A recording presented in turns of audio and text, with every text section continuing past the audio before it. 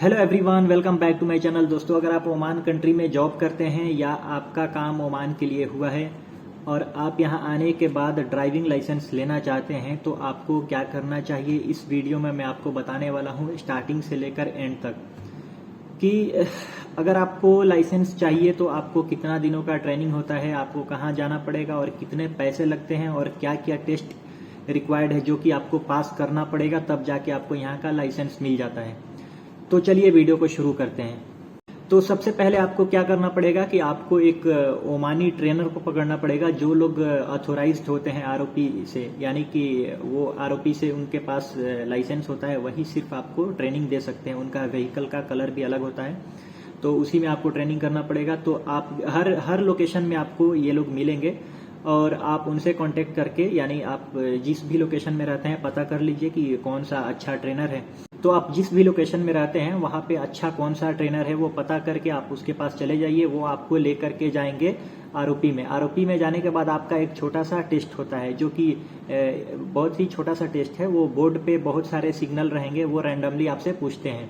वो सिग्नल जैसे कि आप अगर गाड़ी चलाते हैं तो बोर्ड पे जो भी जहां भी आप जाते हैं तो रोड पे आपको कब राइट लेना है, कब लेफ्ट लेना है, कहाँ पे आप ओवरटेक कर सकते हैं, नहीं कर सकते हैं, ये सारी चीजें आपको रूल मालूम होना चाहिए। तो वो सारी चीजें इंडिकेशन, यानी कि आपको सिग्नल मालूम होना चाहिए। तो वो आप पास हो जाएंगे तो वो आपको इश्तमारा वहां पे मिल जाता है। वो लेके आने के बाद आप ट्रेनिंग कर सकते हैं, यानी जो भी ऑथोराइज्ड ट्रेनर है उनके साथ आप कभी भी गाड़ी चला सकते हैं।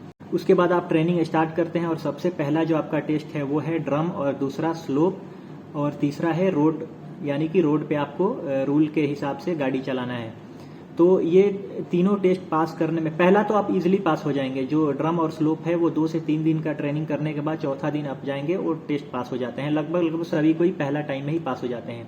जो मेन टेस्ट होता है वो रोड रन का होता है, यानी कि उसके बाद जो रोड पे चलाना है गाड़ी, वो आपको पास करने के लिए हर रूल मालूम होना चाहिए। कहीं पे आप राउंड अबाउट पे गए, वहाँ पे थोड़ा सा मिस्टेक कर दिए, वहाँ फेल हो जाते हैं।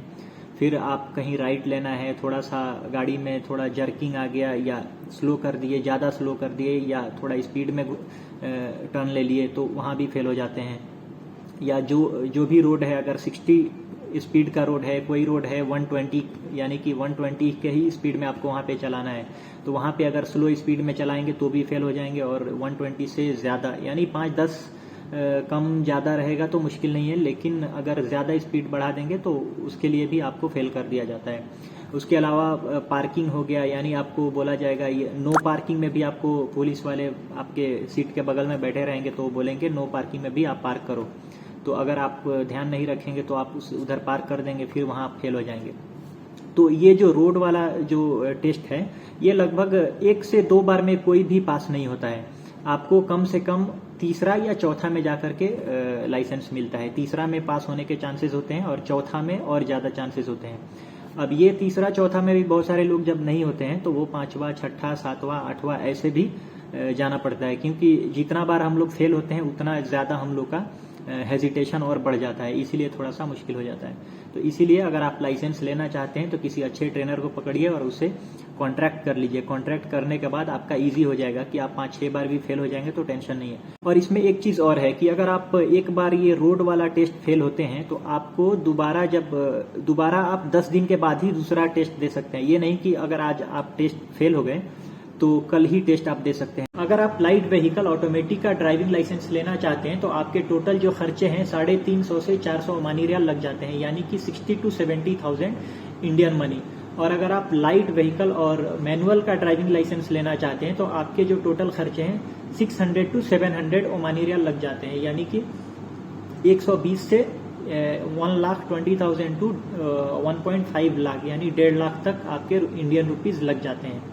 और यहाँ का जो लाइसेंस है वो गल्फ में हर जगह के लिए वैलिड होता है, यानी Dubai, Kuwait, Qatar, Saudi, Bahrain, कहीं भी जाइएगा तो सेम लाइसेंस आप दिखा करके उसका सेम दूसरे कंट्री का आपको रिन्यू हो जाता है, यानी दूसरे कंट्री का आपको लाइसेंस मिल जाता है। आपको कोई भी टेस्ट देने का जरूरत नहीं पड़ता है।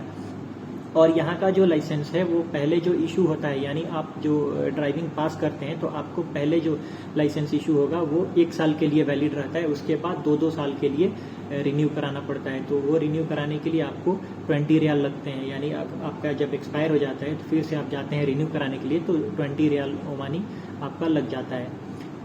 तो चलिए देखते हैं कि आपको ड्रम और स्लोप कैसे पास करना पड़ता है, एक वीडियो में आपको बताता हूँ। तो जैसा कि आप इस वीडियो में देख सकते हैं, व्हीकल आकर के यहाँ पे लग गई और यहाँ पे एक पत्थर रखा हुआ है। ये पत्थर नहीं रहता है जहाँ पे आपका टेस्ट होगा, वहाँ पे एक स्ट्रेट लाइन होता है, वहाँ पे आके आपको स्टॉप करना है। उसके बाद जो पुलिस वाला वहाँ पे रहेगा वो बोलेगा गो।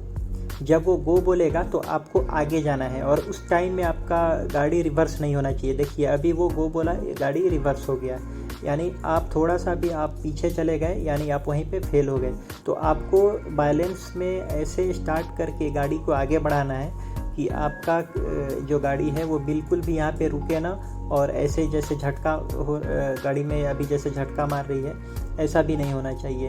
एकदम वहाँ पे स्मूथली आपको आगे गाड़ी निकाल देना है। और ये आगे आप देख सकते हैं स्लोप बना हुआ है, लगभग 20 डिग्री का एक जैसे ब्रिज होता है वैसा स्लोप बना हुआ है, और आगे जाके फिर डाउन हो जाता है, यानी आगे से थोड़ा अप है और फिर आगे जा कर के डाउन स्लोप हो जाता है।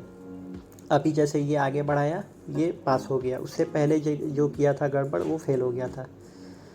तो इसमें ये स्लोप टेस्ट होता है और जो दूसरा वाला है वो ड्रम टेस्ट होता है। तो जैसे कि आप यहाँ पे देख सकते हैं, एक व्हीकल आपको दिखाई दे रही है, वो अभी रिवर्स जा रही है, 2 ड्रम के बीच से ये रिवर्स जा रही है और अभी ये लेफ़्ट लेकर के बैक आएगी, जैसे कि आप वीडियो में देख सकते हैं।